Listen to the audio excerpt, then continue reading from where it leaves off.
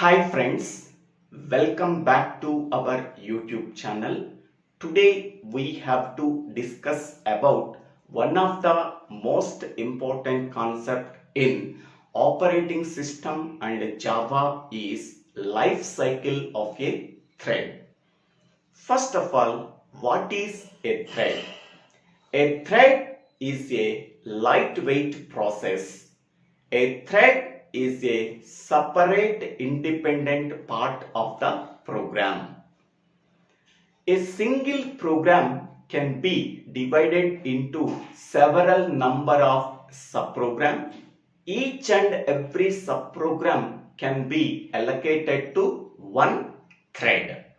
Hence, we can say that a thread is a separate independent part of the program. Every thread can be in one of the following states of the life cycle of a thread. There are 5 states in the life cycle of a thread. The first one is new state or born state. Second one is runnable state or ready state.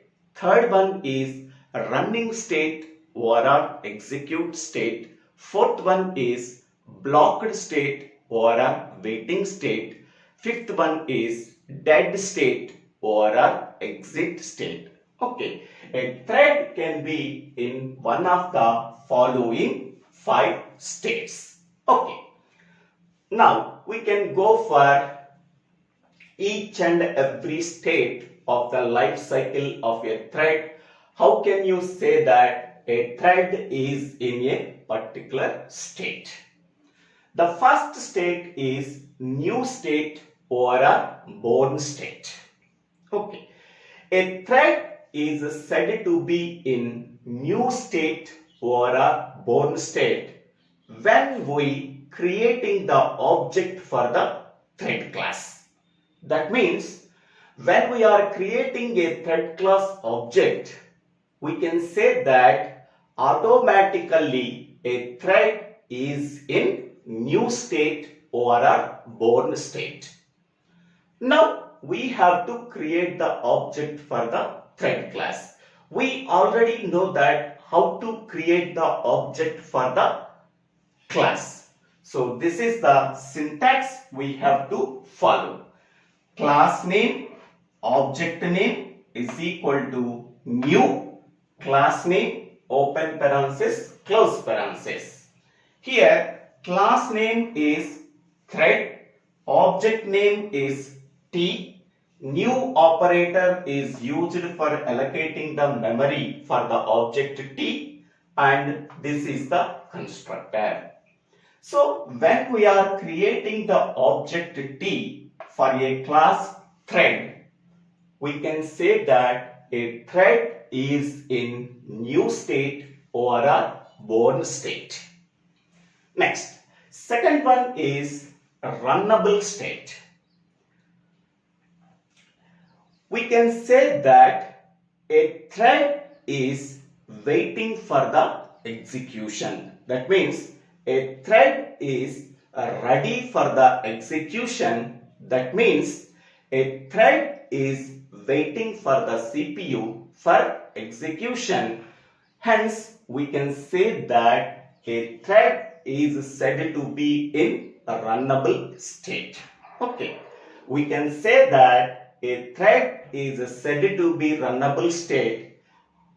A thread is ready for execution. That means a thread is waiting for the CPU for execution of corresponding thread.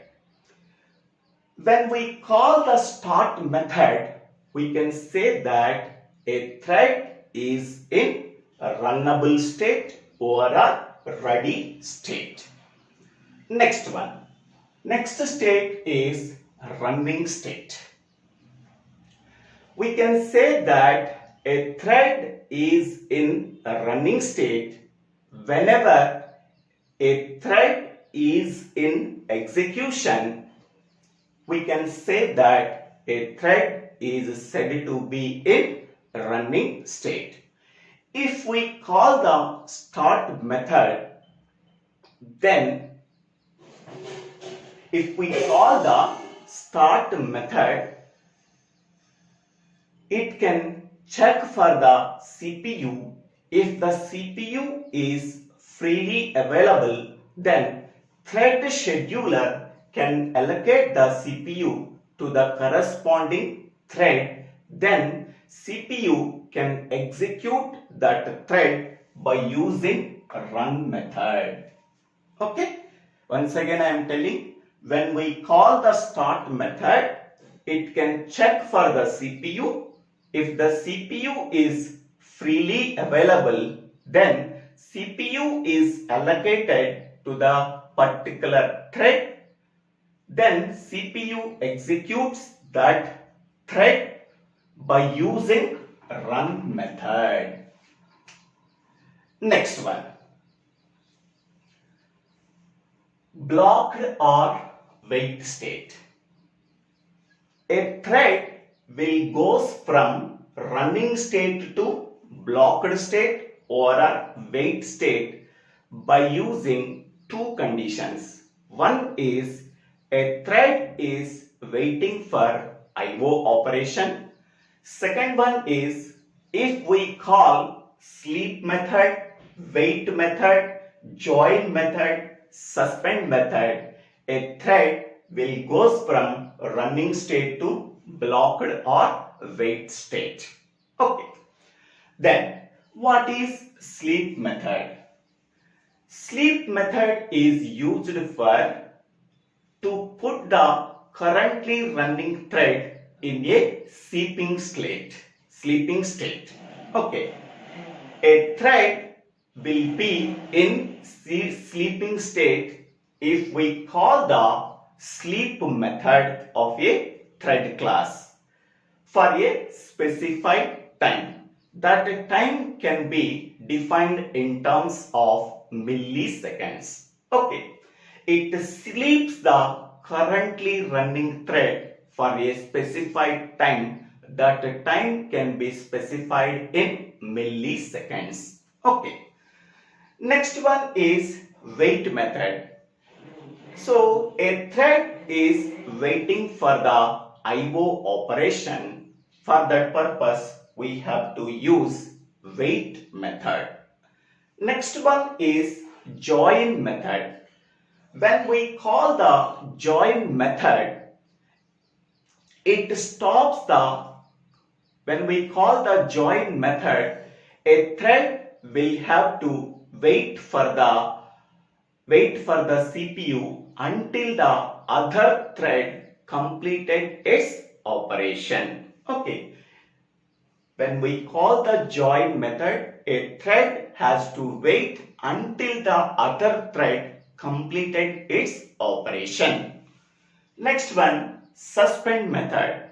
It suspends the currently running thread. Whatever the thread that is currently running, to suspend that currently running thread, we have to use suspend method. When we call sleep method or a wait method or a join method or a suspend method, a thread will goes from running state to blocked state. In other case, when a thread goes from running state to blocked or wait state, a thread will waiting for IO operation. A thread is waiting for IO operation. In these two cases, a thread will goes from running state to blocked or wait state. Next, another case is a thread will goes from blocked state to runnable state. When IO operation is completed, first point, IO operation is completed, a thread will goes from blocked state to runnable state. Second one is sleep time is over, then a thread will goes from blocked state to runnable state. Third one, if we call the resume method and notify method, then a thread will goes from blocked state to runnable state. Okay. In three cases, a thread will goes from blocked state to runnable state. First one is currently running thread sleep time is over. It goes from blocked state to runnable state. Second one is IO operation is successfully completed by the thread. Then it will goes from locked state to runnable state.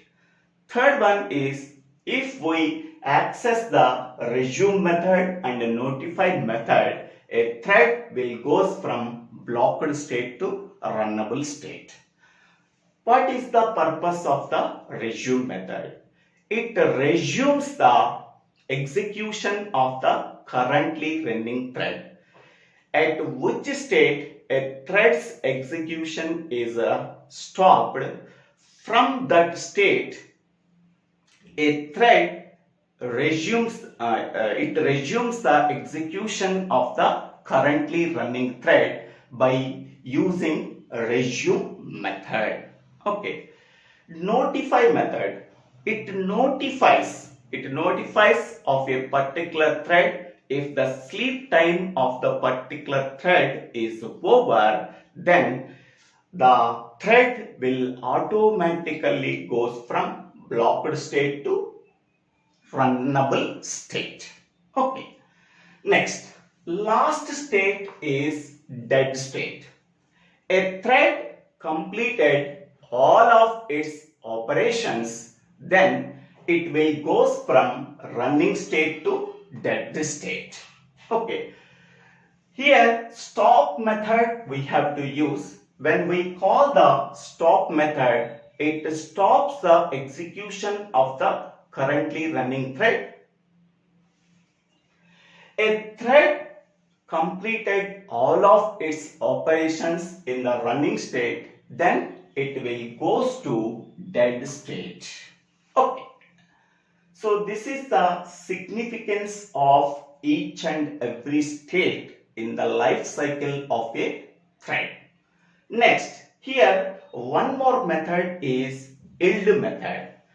Whenever we are accessing the yield method, it can stop the execution of the currently running thread and allocate the CPU to the thread that has the more or equal priority. Okay. Already one thread is executed in the running state. Okay. To stop the execution of the currently running thread and allocate the CPU to the other thread when the thread has the more priority. Okay. At that time we have to use yield method. Okay. Here a priority can be allocated to a particular thread. So minimum priority of a thread is 0, maximum priority of a thread is 10, normal priority of a thread is 5. Suppose currently running thread priority is 5 and other thread has the priority 7. Okay. So it stops the execution of the currently running thread and allocate the CPU to the thread that has the more priority because its priority is 7, currently running thread priority is 5. At that time, it stops the execution of the currently running thread and allocate the CPU to the thread that has the more priority. For that purpose, we have to use yield method. Okay. So this is the life cycle of a thread. In that life cycle, mainly there are 5 states are there.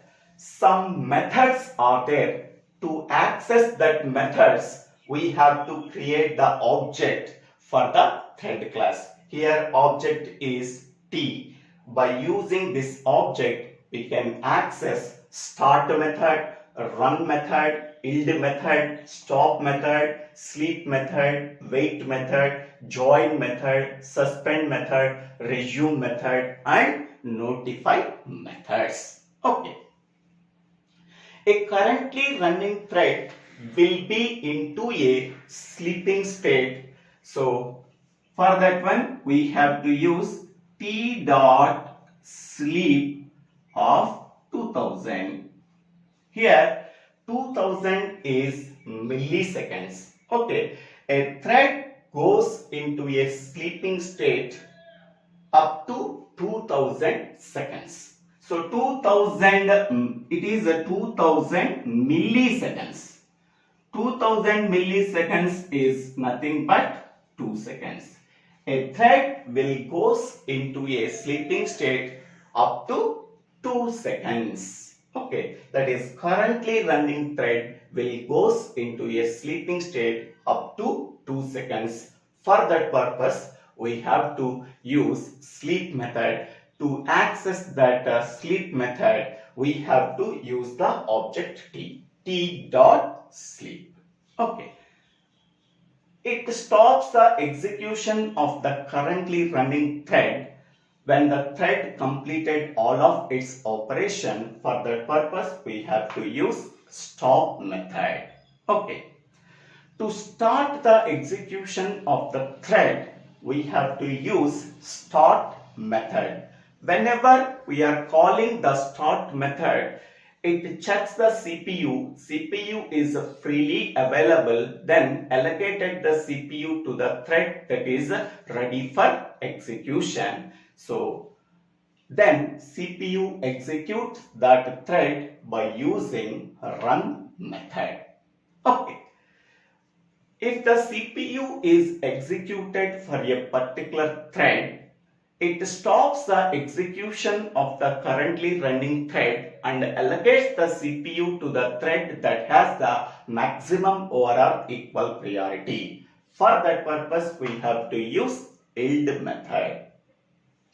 Next one, to resume the execution of the currently running thread. For that purpose, we have to use a resume method. Whenever the sleep time of a particular thread is completed, so then it notifies by using notify method. Next, a currently running thread goes into a sleep time for a particular specified time. That time can be measured in milliseconds. For that purpose, we have to use sleep method. A thread is waiting for the IO operation. For that purpose, we have to use wait method. Next one is join method. A thread is waiting for until the other thread completed its operation when we are accessing the join method.